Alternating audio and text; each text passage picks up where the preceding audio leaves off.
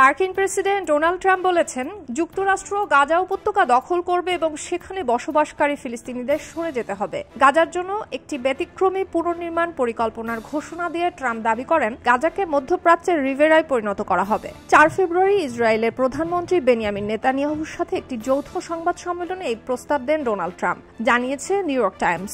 The U.S. will take over the Gaza Strip and we will do a job with it too.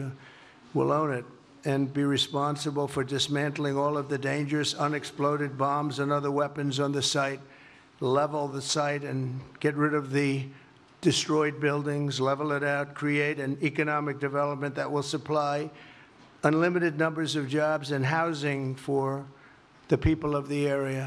Donald Trump বলেছেন, যুক্তরাষ্ট্র গাজা উপত্যকা দখল করবে এবং তারা সেখানে তাদের পরিকল্পনা বাস্তবায়ন করবে। এরপর তিনি গাজা অঞ্চলের জন্য যুক্তরাষ্ট্রের পরিকল্পনা তুলে ধরে বলেন, আমরা গাজার মালিক হব এবং উপত্যকায় থাকা বিপজ্জনক বিস্ফোরক এবং অন্যান্য অস্ত্র ধ্বংস করা হবে। এই এলাকার ভূমি সমতল করে সেখানকার ধ্বংসপ্রাপ্ত ভবনগুলোকেও অপসারণ করা হবে।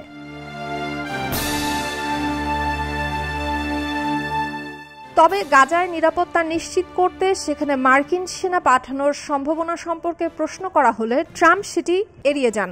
তিনি বলেন, যদি প্রয়োজন হয় আমরা গাজায় সেনা পাঠাবো। এর আগে যুদ্ধবিরতি চুক্তি নিয়ে আলোচনা করতে ইসরায়েলের প্রধানমন্ত্রী বেনিয়ামিন নেতানিয়াহু ওয়াশিংটন ডিসিতে পৌঁছান।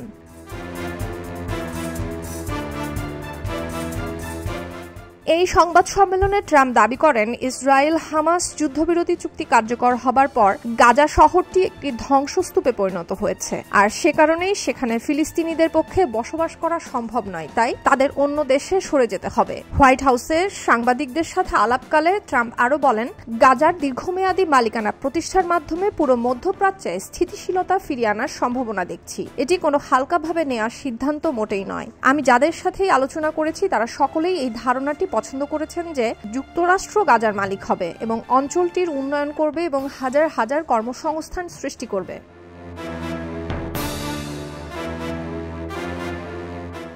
এরপর ডোনাল্ড ট্রাম্প জানান, তার প্রশাসন গাজার অর্থনৈতিক উন্নয়নের নেতৃত্ব দেবে। তবে কিভাবে এই পরিকল্পনা বাস্তবায়ন করা হবে সে সম্পর্কে বিস্তারিত জানাননি ডোনাল্ড ট্রাম্প। তিনি শুধু আশাবাদ ব্যক্ত করেছেন যে গাজা থেকে বাস্তুচ্যুত ফিলিস্তিনিরা মানবিক মনোভাব সম্পন্ন অন্য দেশগুলোতে আশ্রয় নেবে। তবে তিনি কিছু ফিলিস্তিনিদের গাজায় থেকে যাওয়ার পক্ষে ইঙ্গিত দেন।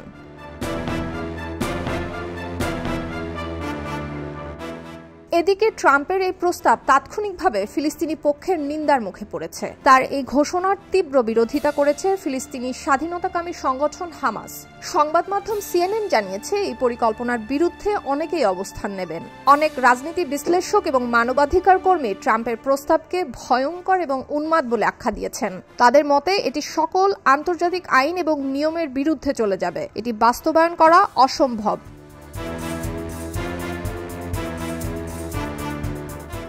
এছাড়া ডেমোক্রেটিক আইন প্রণেতারা ট্রাম্পের পরিকল্পনার যৌক্তিকতা নিয়ে প্রশ্ন তুলেছেন। মার্কিন কংগ্রেসের একমাত্র ফিলিস্তিনি বংশোদ্ভূত সদস্য রাশিদা তালিব ট্রাম্পের বিরুদ্ধে একজন গণহত্যাকারী যুদ্ধাপরাধীর পাশে বসে প্রকাশ্যে জাতিগত নির্মূলে ডাক দেবার অভিযোগ তুলেছেন। সতর্ক করেছেন যে গাজাবাসীদের পুনর্বাসন এই অঞ্চলের সংঘাতকে আরও বাড়িয়ে তুলতে পারে, এছাড়া দ্বিরাষ্ট্রীয় সমাধানের প্রচেষ্টাকে বিপর্যস্ত করতে পারে। অন্যদিকে ট্রাম্পের প্রস্তাবের প্রতিক্রিয়ায় সৌদি আরব জানিয়েছে, তারা ফিলিস্তিনিদের বিতাড়নের যে কোনো প্রচেষ্টার বিরোধিতা করবে এবং ফিলিস্তিনি রাষ্ট্র প্রতিষ্ঠা ছাড়া ইসরায়েলের সঙ্গে কোনো ধরনের সম্পর্ক স্থাপন করবে না। সুলতানা দিনা, খবরের কাগজ।